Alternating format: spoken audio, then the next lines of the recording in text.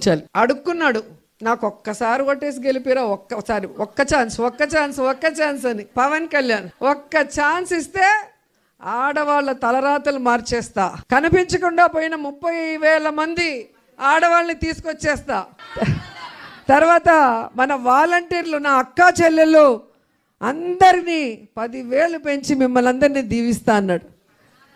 సుగాలి ప్రీతి పేరు చెప్పుకొని సుగాలి ప్రీతి వాళ్ళ తల్లి కన్నీళ్లతో గెలిచిన పవన్ కళ్యాణ్ ఈరోజు అదే సుగాలి ప్రీతి తల్లి కన్నీళ్లు పెడుతున్నా అపాయింట్మెంట్ ఇవ్వకుండా ఆ కుటుంబానికి న్యాయం చేయకుండా మోసం చేసిన వ్యక్తి.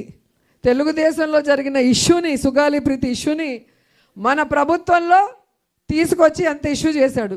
ఆ కుటుంబానికి జగనన్న న్యాయం చేశాడు, కానీ పవన్ కళ్యాణ్ న్యాయం చేయలేదు.